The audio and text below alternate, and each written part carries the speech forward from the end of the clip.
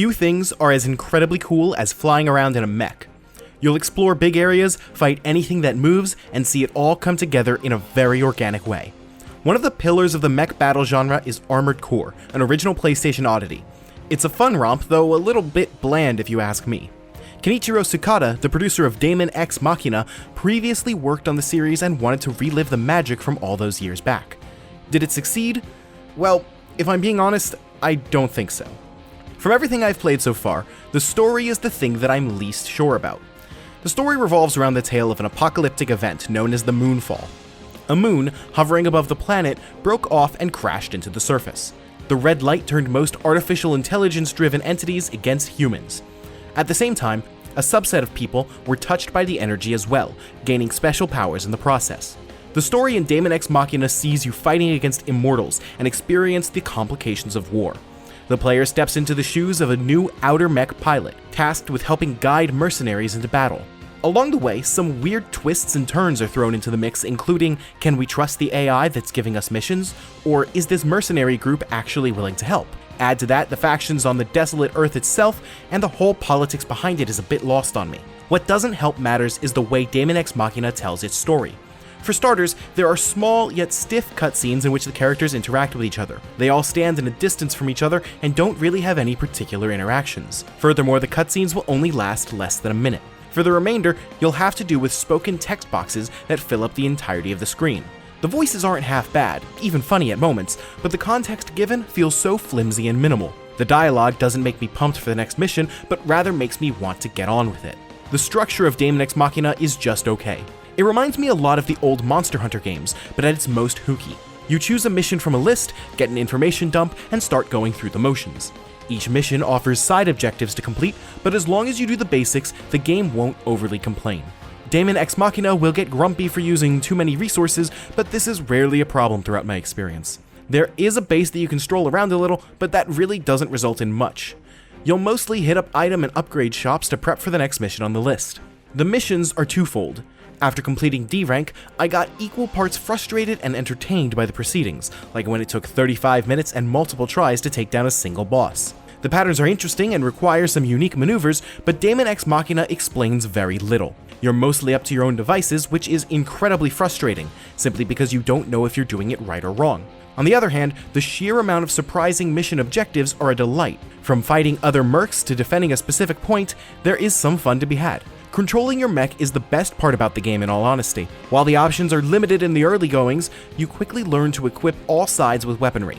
You have 3 options always at the ready for 2 more weapons waiting in standby, allowing you to swap between them. The sheer amount of weapon options is staggering, and it isn't just limited to some guns.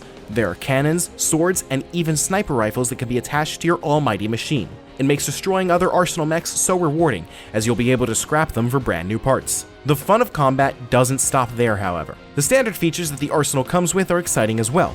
On the ground, your mech can glide like there's no tomorrow. This is outstanding for fighting enemies up close and slicing them in half with a blade. Naturally, you can also keep a distance that way and fire away at enemy mechs that are trying to hide. When it's time to glide through the air, however, this is when the gloves are off. It's highly entertaining to glide through the air and position yourself to fight your opponents wisely. In those circumstances, I do wish that there was an actual lock-on button, but once you get close enough, the game does that automatically. The player can also leave the mech and move closer by foot, but I don't think there was much use for this feature. Daemon x Machina is made with arsenal play in mind, forcing you to use your best attacks. While the player avatar can slide under giant fortresses and go for the weak spots, the whole process is a massive risk that you're taking. You're leaving yourself open for attacks unless you're in a later stage of the mission. An element that I use slightly more in that sense is the femto energy. By collecting enough, you can enhance certain abilities or even make a mirage clone of yourself. Using a mirage makes crowd control possible, allowing you to consider your options at a glance. Daemon x Machina looks quite good in battle. The mechs move freely and with tons of flair to boot. The landscapes are quite colorful, though they feel very empty. Outside of some fluff, nothing found in the environment serves a greater purpose. This isn't bad once you're in the midst of battle, but in the slower moments my eyes wanted just a bit more. The music is fine, more or less. There are rocking tunes in there, but the majority I didn't remember after playing the levels that they were in. The only song I actively remember is the one found in the ice cream parlor, as it is so different from anything else found in Daemon x Machina. As I mostly played in single player, I have to point out how terrible your computer-controlled allies are. Long story short, let me take you back to the boss that took 35 minutes to complete. During the mission, I thought that 2 well-skilled mercenaries would have no problem getting the job done. boy, how wrong I was. During the course of the battle, I had to revive each AI ally at least 4 times. For a little while, I was so fed up with it that I refused to do anything. In the end, I had to take my losses and realize that the health bar would diminish quicker. I could have grinded on smaller enemies and gotten a bunch of ammo packs, but that would have made the battle easily last an hour. As far as local and online multiplayer are concerned, it seems to work pretty well. The few matches I played had very little lag and performed as they should. Interestingly enough, the missions are completely different from those found in the main campaign. They're made with multiple players in mind and offer quite different objectives than those found in the main game. For example, you'll take on the various mercenary groups in head-to-head competition. Other missions focus on giving each team member a task and sticking with those as much as you can. They'll prove challenging and make for a solid co-op job. The opening hours of Daemon X Machina left me feeling kind of flat. The action is entertaining, and I certainly didn't dislike the gameplay, but everything else surrounding it is like an empty husk. You think there are bigger meanings to everything created, but there really isn't. The environments, story, and the help given by the AI are just things that I simply can't ignore. The weapon and mission variety are saving Daemon X Machina so far, and it remains to be seen if those elements can hold water later on.